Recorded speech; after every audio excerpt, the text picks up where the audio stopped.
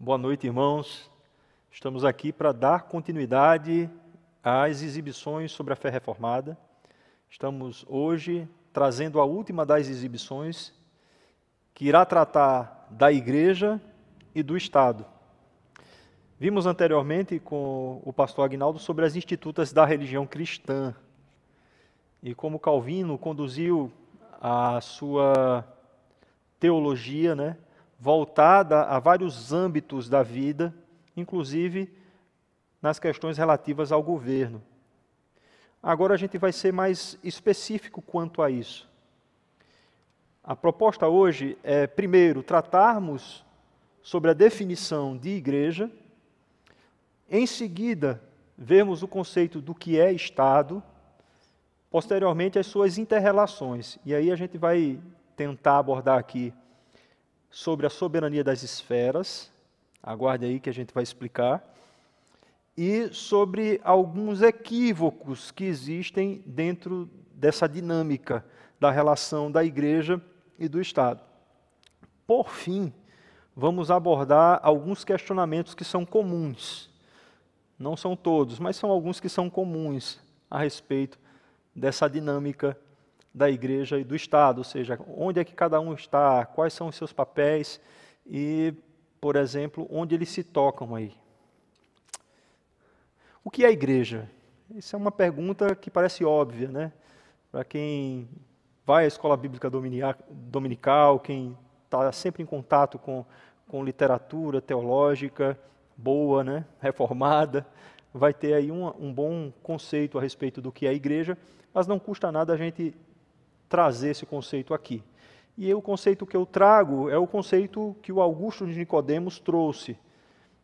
É um conceito amplo e que ajuda a entender os vários lugares da Igreja e quem ela é em si e de quem ela depende para ser, Podemos definir a Igreja de Cristo como sendo a comunhão de todos os que foram chamados por Deus mediante a sua palavra, e que é pela ação do Espírito Santo, e que pela ação do Espírito Santo, recebem a Cristo como único Salvador e Senhor, que conhecem e adoram a Deus Pai, Filho e Espírito Santo em verdade e participam pela fé dos benefícios gratuitos oferecidos por Jesus Cristo.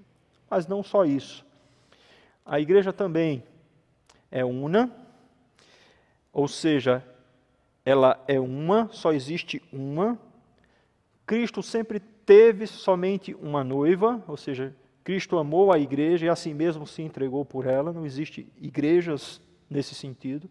Ao mesmo tempo, ela é católica no sentido de universal, ela está espalhada pelo mundo todo e tem pessoas de todas as tribos, povos e etnias. A Igreja de Deus sempre existiu e sempre existirá. Deus sempre teve e terá um povo para si. E é existir a partir de Deus, entendeu? Nesse sentido, para o adorar em espírito e em verdade. A Igreja de Deus, porém, atravessou duas fases históricas distintas. Antes de Cristo, ela estava resumida à nação de Israel, porém, é a mesma Igreja, o mesmo povo, no Antigo e no Novo Testamento. Antes de Cristo, os crentes em Israel se salvaram pela fé no Messias que haveria de vir. Depois de Cristo, ou em Cristo, na vinda de Cristo e depois, salvos pela fé no Messias que já veio. Não só isso. A Igreja de Deus, mesmo sendo una e indivisível, existe agora em duas dimensões. Uma igreja que é militante, ou seja, composta pelos crentes que vivem neste mundo, estão aqui, neste momento, nesse tempo e espaço, e que ainda estão lutando com todos os processos que envolvem, contra a carne, contra o pecado e contra as hostes angelicais do mal, contra o mundo, como sistema corrompido desse mundo, e uma igreja triunfante, composta daqueles que tendo vencido essa luta da existência, partiram desse mundo e hoje desfrutam do triunfo na presença de Deus, como consta lá em Hebreus 12, 22 a 23. Ambas elas estão unidas em Jesus Cristo. Ambas elas é redundância, tá, meus irmãos? Ambas estão unidas em Cristo. E aí a gente tem o seguinte, como tarefa de cada igreja militante, é reformar-se continuamente à luz da palavra de Deus. Procurar cada vez mais se aproximar do ideal bíblico. São os princípios bíblicos que são imutáveis, não as formas organizacionais e externas. Então a gente entende que a igreja militante deve zelar pela pureza da pregação, da celebração dos sacramentos e pela vida espiritual e moral daqueles que ali se congregam. Tendo entendido isso, a gente pode tratar agora a respeito do que é Estado. E por Estado, a gente vai ter uma definição como uma unidade administrativa de um território. Ou seja, onde não existe território, por sua vez também não existirá Estado. O Estado é formado por todo esse conjunto de instituições públicas que representam, organizam e atendem, ao menos assim em tese, em teoria, os anseios da população que habita o seu território. Entre essas instituições, a gente pode citar o governo, as escolas, as prisões, os hospitais públicos, o exército, dentre outras instituições também. O Estado na compreensão da teologia reformada. A gente vai ter em João Calvino, pelo menos 3 textos que tratam diretamente do Estado. São esses. O comentário que ele fez a Romanos 13, o capítulo 10 do volume 4 das Institutas, que foi trabalhado aqui pelo pastor Aguinaldo, e sobre o governo civil, é um texto também dele. Quando ele escreve os comentários aos Romanos 13, ele diz o seguinte, que a utilidade dos magistrados consiste, aí está falando dessas pessoas que ocupam esses lugares no governo, consiste em que o Senhor designou este meio para prover a paz dos bons e refrear o ímpeto rebelde dos ímpios. A sua administração não deve ser feita em função de si próprios, mas visando o bem público, a coisa pública. Nem têm eles poderes ilimitados, senão que sua autoridade se restringe ao bem-estar de seus súditos. Essa é a expressão utilizada por Calvino ao fazer esse comentário de Romanos 13. E aí ele continua dizendo o seguinte, a segunda parte da função dos magistrados consiste no dever de reprimir pela força a insolente conduta dos perversos, que não se deixam governar espontaneamente pelas leis, bem como infligir-lhes castigo de acordo com suas ofensas, ou seja, as punições relativas aos crimes, à luz do veredito divino. E aí tem uma forte influência da palavra de Deus e tudo aquilo que está relacionado às diretrizes que ela aponta. O apóstolo declara explicitadamente que os magistrados são amados com espada, não como vã exibição, mas a fim de castigar os malfeitores. E aí, assim, entende-se a espada como a lei e o castigo como a punição daqueles que cometem crime. Vingador, castigar significa alguém que executa o castigo divino. Então, ele, entendendo a autoridade que está investida ali como autoridade divina, o Calvino aponta nesse sentido, de que esses castigos ou essas punições, em última instância, estão relacionados a um descumprimento de uma regra que envolve ali uma autoridade constituída por Deus executando esse castigo. No capítulo 10, ou no capítulo 20 do volume 4 das Institutas, ainda tratando a respeito dos magistrados, diz o seguinte: foram munidos para dar assistência com ajuda e proteção aos oprimidos, em virtude do qual coíbem severamente aos facínoras, publicamente maléficos, por cuja impiedade é perturbado ou agitado o sossego público. Ele é bem contundente nas palavras. E sobre o governo civil, Calvino diz que os governantes foram designados protetores e defensores da inocência, propriedade, honestidade e tranquilidade públicas, e que o seu empenho de ser o de garantir a paz e o bem-estar gerais, Eles foram armados com o poder para reprimir os que praticam o mal e os criminosos, cuja iniquidade perturba e atormenta a tranquilidade pública. E está tratando diretamente da importância do Estado na ordem pública. Todos esses textos, de alguma forma, tratam a respeito disso. E aí, assim, quando ele trata com essa contundência, isso tem a ver também ao contexto e tem a ver a imposição dessas palavras dentro do compêndio geral das institutas e dos textos que ele está tratando aqui e que foram colocados. Vamos lá. Sobre o governo civil agora. Ele diz o seguinte: nenhuma forma de governo é melhor do que aquela na qual estão reconciliados a liberdade e o grau correto de coerção. Aí no sentido de um governo. Corretamente ordenado de modo a ser duradouro. E mais importante ainda, os magistrados, sob essa forma de governo, devem envidar todos os esforços para impedir qualquer diminuição e, ainda pior, qualquer violação daquela liberdade do qual foram apontados guardiões. Se forem indolentes ou descuidados em relação a esse ponto, serão traidores do seu cargo e da sua região, tratando a respeito também dos magistrados e dos governantes de maneira geral. Ou seja, eles devem ter sempre como o bem público, a liberdade pública e a garantia também da ordem pública. Nesse sentido, se eles são relapsos quanto a isso, eles não são dignos de suas funções, é o que o Calvino está tratando aqui nesse sentido. E aí a gente vai ver algumas inter-relações, algumas intersecções sobre a igreja e o Estado. Primeiro, eu quero tratar sobre a soberania das esferas, que é exatamente a perspectiva reformada da relação igreja-Estado mais utilizada. Essa soberania das esferas é uma teoria que ela foi desenvolvida por um filósofo holandês, que eu não sei pronunciar esse nome, que é Duyverde, alguma coisa assim, Duyverde. E embora ela seja complexa, ela trata objetivamente dos seguintes aspectos que a gente vai abordar aqui.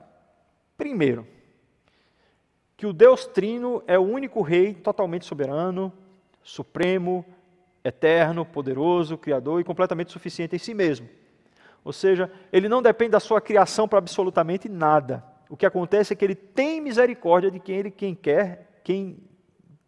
quer ter misericórdia, e ele se compadece também de quem ele quer se compadecer. Então, possui o total domínio sobre toda a criação, nos mínimos e nos mais escapáveis detalhes. Ou seja, Deus, ele reina em cada milímetro do universo.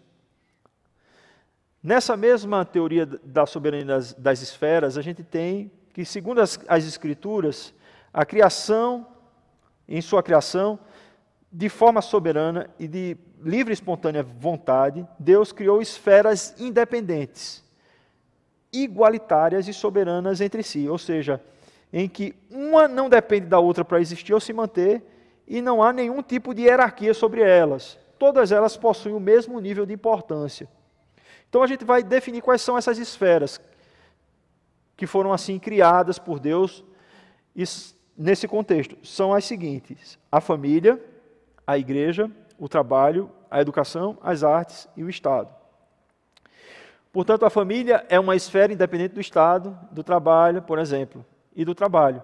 E não depende delas para existir. Se não existe Estado e não existe trabalho, mas a família continua existindo.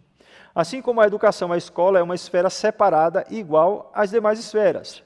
A igreja e as artes, no sentido de entretenimento geral, também se ocupam da mesma forma desse lugar de independência, no sentido geral, de umas das outras, mas também que de igual, né, que elas são iguais. Nenhuma prevalece sobre a outra em hierarquia. Além disso, cada esfera ela é criada e sustentada por Deus. Isso é o mais essencial. Cada uma delas tem o seu papel. Elas são legitimadas pelo próprio soberano Deus, de forma que há limites bem específicos entre elas, para que nenhuma engula ou assuma as funcionalidades de outra, as responsabilidades de outra. Então, assim, cada uma tem o seu devido lugar. Cada esfera, aí, entendendo sobre a soberania das esferas, já fica fácil também compreender algumas outras coisas. Ou seja, a gente já viu o conceito de igreja, a gente já viu o conceito do Estado, a gente já entende que, sobre a perspectiva reformada, o Estado tem uma grande importância e para a manutenção do bem-estar social, né, para punir os transgressores, também no sentido coercitivo, e para a manutenção da ordem pública. E a gente viu que nessa teoria da soberania das esferas, cada uma dessas esferas, tanto a igreja quanto o Estado, elas são particulares, no sentido de que são independentes, e elas são igualitárias, nenhuma deve engolir a outra, né? Cada uma tem o seu papel específico. Dito isso, a gente vai tentar verificar aqui alguns equívocos que são presentes na relação igreja-Estado. E eu trago isso com base no que foi dito por Wayne Grudem a respeito dessa relação igreja e Estado. A primeira coisa é que o governo deve impor a religião. Esse é o primeiro equívoco, que o governo deve impor a religião.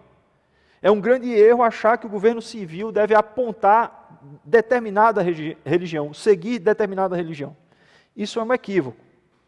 As guerras religiosas, por exemplo, advindas dessa visão, ocorreram durante toda a história da humanidade, dão provas incontestáveis de que essa visão é incompatível com os ensinamentos de Cristo e com a própria natureza da fé. Então, só por esse fato histórico já era suficiente para a gente perceber que essa visão está equivocada, de que o Estado deve impor a religião. Por exemplo, quais são os argumentos contrários que a gente tem na Bíblia e no bom senso, né? Vamos colocar assim. Primeiro, Jesus fez distinção entre o reino de Deus e o reino de César, né? Quando ele disse, dai a César o que é de César e a Deus o que é de Deus. Segundo, Jesus não tentou obrigar as pessoas a crerem nele, em momento nenhum. Ele não estava obrigando ali, não era de forma coercitiva. Terceiro lugar, não há como impor uma fé autêntica, ninguém tem garantia disso, né? Quando Constantino tentou fazer isso, criou vários problemas. Em quarto lugar, o reino de Deus não é desse mundo, está em João 18,36. Em quinto lugar, nenhuma religião deve merecer tratamento especial do Estado. Isso deve ficar claro. Por isso o governo nunca deve impor a religião. Outro equívoco, o governo deve excluir a religião. Esse equívoco se fundamenta na ideia de que o governo civil deve suprimir toda e qualquer expressão religiosa. E aí isso ignora que o Estado é laico, né? Por exemplo. Ignora que ele deve respeitar e proteger as liberdades das diversas religiões existentes. Transforma o Estado laico em um Estado secularista, ou seja, contrário à religião. Isso é um outro equívoco. E o que é que isso implica, né? Nessa ideia errada de que o governo deve excluir a religião. Por que está errado? Quais são os argumentos que a gente tem contra essa visão? Primeiro, de não fazer as distinções devidas aos motivos da lei ou ao conteúdo da lei. Por quê? Porque muitas vezes o que é que acontece? Muitas das leis que foram promulgadas, né, elas têm motivos religiosos, sim, que estão ali realizados na lei. Porém, o conteúdo da lei não é religioso em si, né? Por exemplo, está no decálogo, não matarás, né? E a lei também pune o assassinato. Então, você vê uma correlação. Mas não é porque a lei pune o assassinato que a gente tem que dizer que o conteúdo da lei é religioso em si mesmo. Não, ele pode ter um motivo baseado na religião, mas não ser seu conteúdo religioso em si. Outra coisa, porque o governo não deve excluir a religião, porque ela desconsidera a vontade do povo. Nós somos seres religiosos, isso é fato. Então, desconsiderar isso é desconsiderar a própria vontade do povo. E aí, assim, se a gente pensa que a república, ela lida com a coisa pública, né? Então, assim, o governo ele deve considerar a vontade do povo, né? Estamos numa democracia, então deve considerar a vontade do povo. Outra coisa é querer transformar liberdade religiosa em ausência de religião. Isso é um discurso muito comum hoje em dia. É dizer assim, que você tem que esvaziar do governo toda e qualquer expressão do religioso, com vistas à liberdade religiosa. Isso é uma forma de pensar que não é razoável, não é lógica.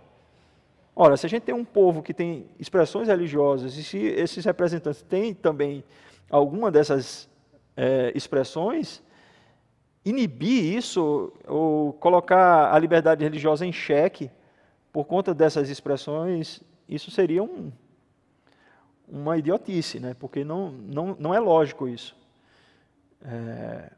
Confundir isso com a ausência de religião, né? Assim, as pessoas fazem essa confusão de que o Estado é ausente de religião. O Estado não é ausente de religião. Isso é uma tolice.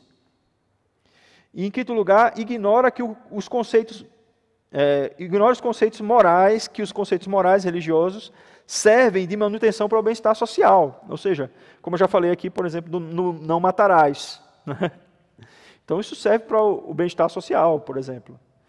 De não furtar. Isso serve para o bem-estar social, porque se você ignora questões que estão relacionadas a conceitos morais que são religiosos e estão presentes nas leis, de alguma forma, isso cria problemas sociais sérios, porque você vai relativizar tudo e, consequentemente, nada vai ser digno de punição ou de coerção. Terceiro equívoco, que todo governo é demoníaco. Há pessoas que pensam assim, que quem manda nos governos humanos é Satanás e seus anjos. Há gente que entenda dessa forma. Que todo exercício de poder sobre o humano é por si só maligno. Se existe algum poder sendo exercido sobre a vida de algum ser humano, isso é por si só maligno, e isso é um grande equívoco.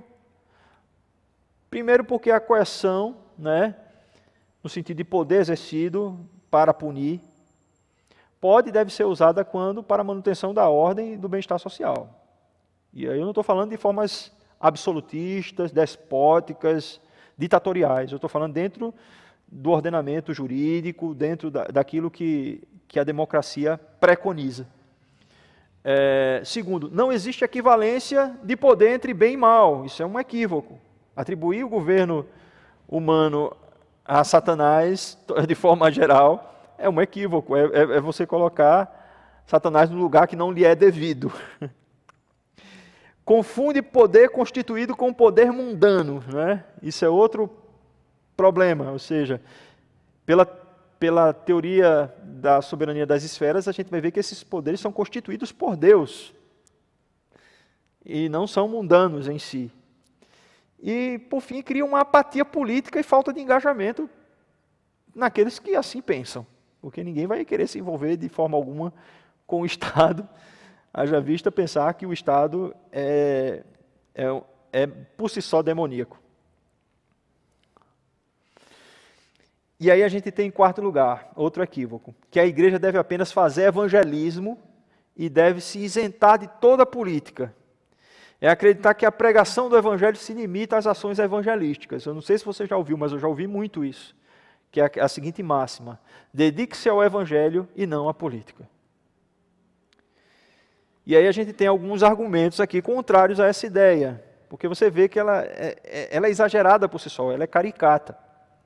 Quais são os argumentos? Primeiro, é uma visão muito restrita do Evangelho e do Reino de Deus. Muito restrita. O Evangelho completo promove também engajamento e transformações sociais. A Bíblia nos implica para além da evangelização, da proclamação no sentido, né, da evangelização, mas nos implica também a diaconia, né, ao serviço social, ao cuidado. Deus instituiu tanto a igreja quanto o governo para refrear o mal. Então, assim, se foi Deus que instituiu, a gente deve fazer parte desses lugares. O sacerdócio universal dos crentes, que é defendido pela teologia reformada, vai dizer que existem pessoas que são vocacionadas às diversas áreas do conhecimento.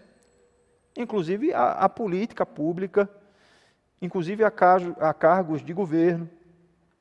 Então, há pessoas que vão ser assim vocacionadas, e elas precisam exercer de forma digna essa vocação. Em sexto lugar, mesmo que a pregação seja a tarefa principal, isso não deve excluir outros aspectos, não é?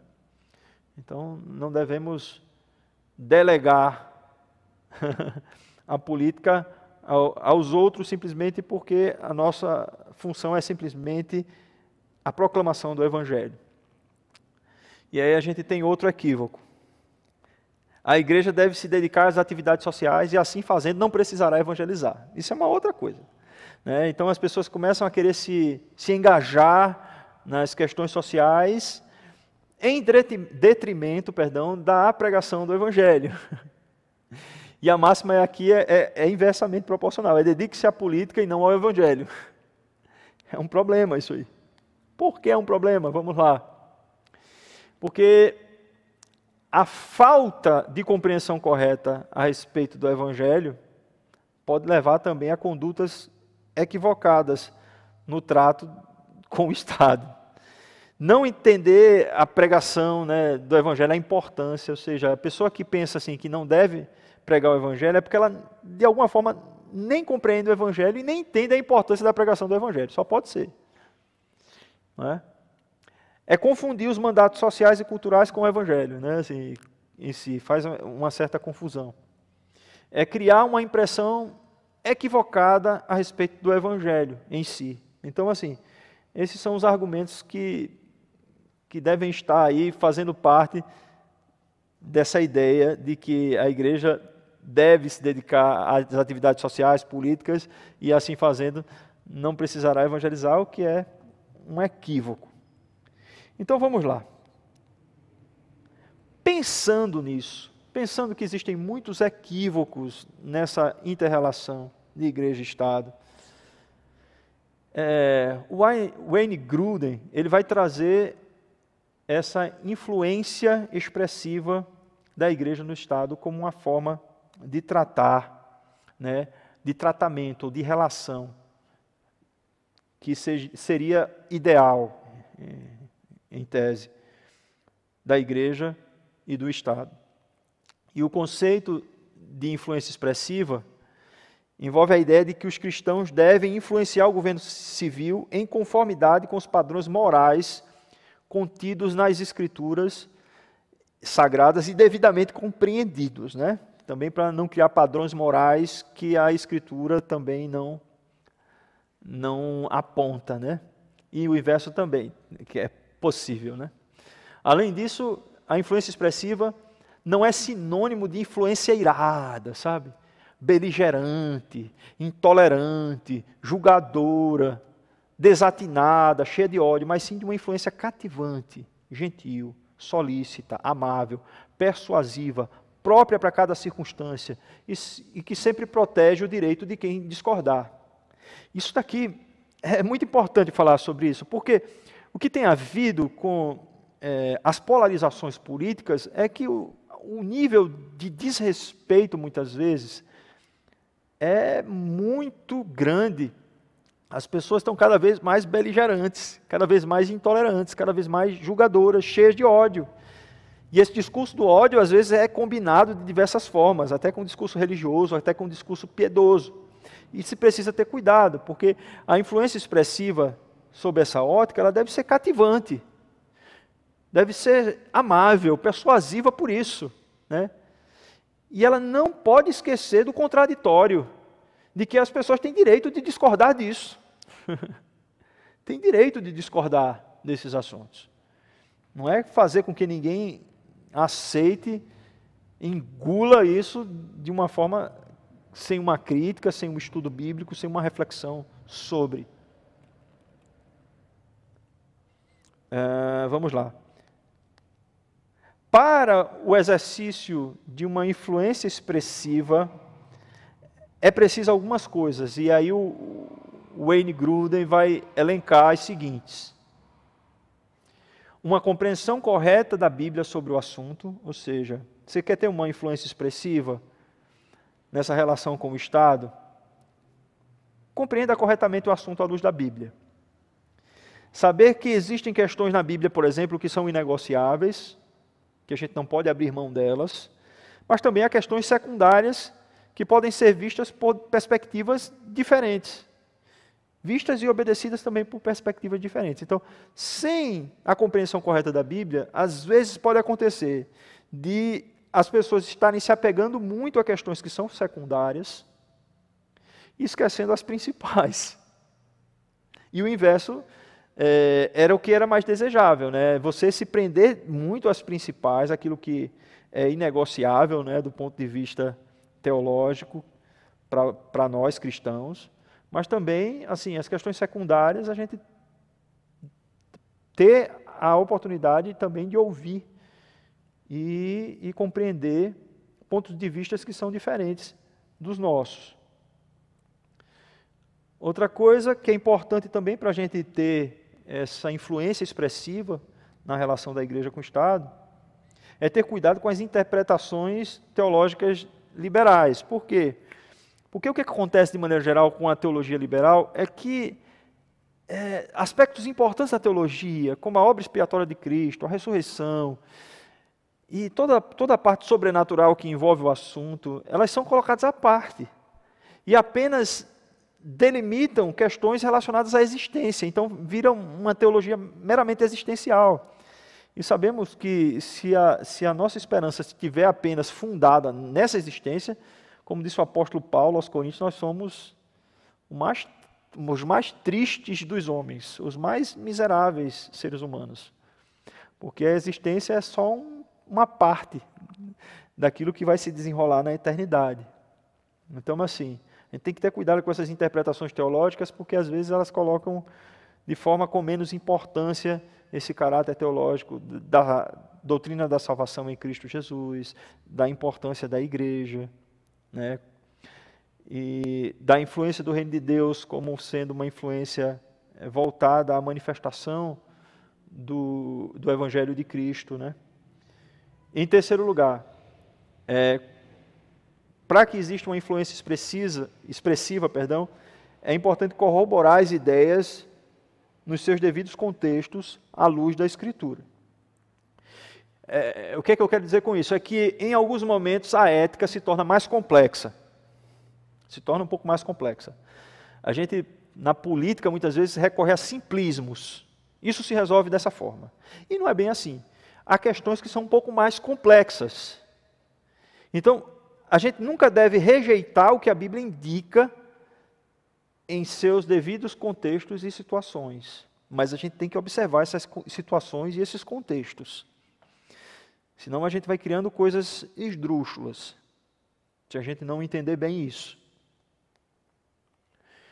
Outra coisa que leva a uma influência expressiva da igreja no Estado é ter noções de cidadania, porque isso ajuda no pleno exercício da própria cidadania. Então, se você não tem noções de cidadania, possivelmente você não sabe nem o que é democracia, você não sabe o que é a república, você não sabe qual é o papel de cada instituição de governo. E ter essa noção de cidadania implica em tudo isso. Ajuda muito a gente a ampliar a nossa esfera de atuação e de influência. Tá? E aí eu vou trazer aqui, para a gente finalizar, alguns questionamentos que estão relacionados à igreja e Estado e algumas respostas a esses questionamentos. Um questionamento muito comum. Eleitores cristãos devem somente votar em candidatos que se auto-intitulem cristãos? E aí eu pontuo alguma coisa, para a gente fazer essa reflexão. Será que se auto-intitular cristão é de fato garantia de que aquela pessoa de fato seja cristão? Ou seja, se auto-intitular cristão não garante que ninguém seja de fato cristão. A pessoa pode se intitular apenas. Outra coisa, as pessoas mudam de posição. Levem em consideração isso. Que as pessoas mudam, muitas vezes as pessoas elas tomam um outro rumo, completamente diferente depois que assumem o cargo público. Uma coisa importante é estudar a vida do candidato, estudar as suas propostas, saber se essas propostas são factíveis, Isso tudo é mais importante do que simplesmente tratar o assunto com um senso corporativo. Né? Cristão vota em cristão, né? É o senso corporativo. Às vezes a implicação é muito mais profunda. Em quarto lugar, o governante eleito, ele não deve governar apenas em favor dos cristãos. Então, se o seu entendimento, sua motivação de votar num candidato cristão é para que ele governe simplesmente em favor do cristão, isso está errado do ponto de vista democrático. Porque existem outras religiões e o candidato vai ter que governar para todas elas. Para as pessoas de todas elas. Independentemente de serem ou não cristãs. Então, pense nisso. Um outro questionamento. A igreja local deve recomendar um determinado candidato em detrimento dos outros candidatos? Isso acontece muito, né? Ah, fulano é candidato da nossa igreja, né? Isso acontece muito, muito, muito. E eu entendo que isso seja uma falta de conhecimento muito do assunto. Porque o papel da igreja a gente já estudou, né? A gente, com a ideia de soberania das esferas, a gente percebeu, né, que cada um é independente e são iguais. E essa hierarquia, ninguém está sobreposto ao outro no sentido de ser maior do que o outro. Então, o papel da igreja não é de indicar candidatos, tá certo? Mas é de fomentar uma visão crítica de mundo à luz das Sagradas Escrituras. É ajudar a pessoa que se diz cristã a enxergar com os óculos da palavra de Deus. Enxergar a vida de maneira geral. Quem deve avaliar os candidatos é cada membro individualmente. Aí sim, a pessoa individualmente avalia e decide quem vai votar e quem vai apoiar. Mas indicar candidatos é uma coisa que, via de regra, a gente vai ver que as igrejas, quando elas fazem isso, tem algo por trás, sabe?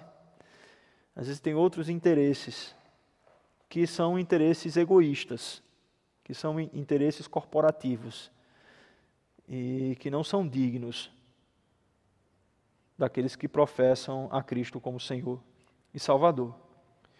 Em terceiro lugar, os candidatos ao pleito devem ter, dentro das reuniões da igreja, o tratamento comum que deve ser oferecido a todos os iguais. Então, nenhum candidato deve ser tratado especial na igreja em relação a outro candidato. Não, todos devem ter o mesmo tratamento. Infelizmente, também isso é outra coisa que às vezes não acontece, né? Quando chega o momento da eleição, as pessoas começam a se aproximar mais das igrejas e, inadvertidamente, ou por conta de uma interpretação equivocada de honrar a quem honra, né? Faz às vezes toda uma preparação para divulgar que tal candidato está na igreja, que às vezes dá até o microfone, né, para que o candidato possa falar. E se o candidato ainda propor, às vezes, coisas para a igreja em si, né, vai, às vezes, até colocar o candidato como sendo candidato da igreja, o que eu já falei que isso não deveria existir. Esse tipo de curral eleitoral, né, que é usado, muitas vezes, para esconder várias coisas, infelizmente. Infelizmente. Eu conheço pessoalmente pessoas que foram a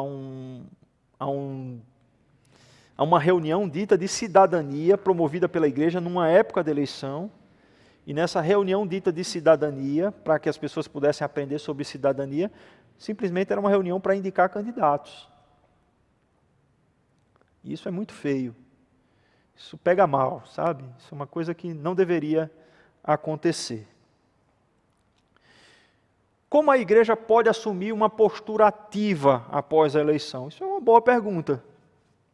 Como é que a igreja, depois que votou, o candidato se elegeu, foi o candidato que se votou que se elegeu, ou não foi o candidato que se votou que se elegeu?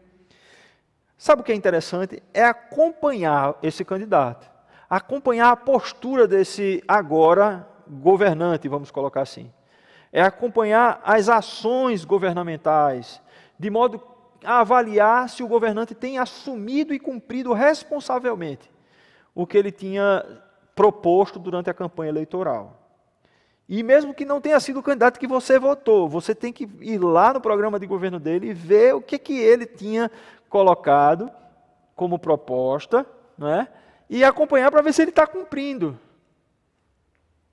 Quando o governante age de maneira a cumprir com essas obrigações legais e propositivas, se deve reforçar a importância para a manutenção dessa atuação.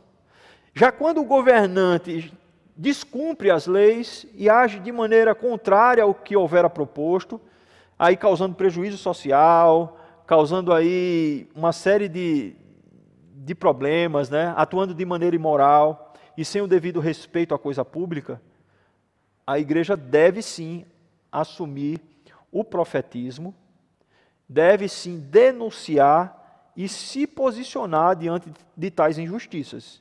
Que isso fique claro.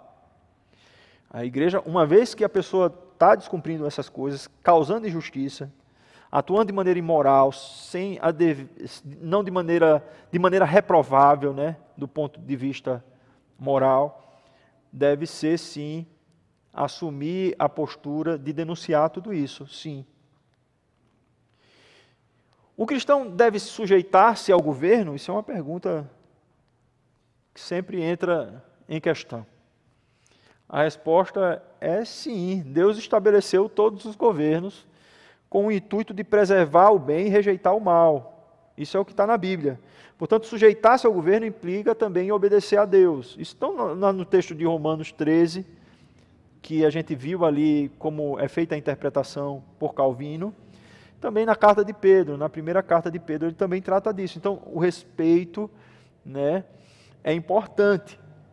Sujeitar-se ao governo nesse sentido é importante.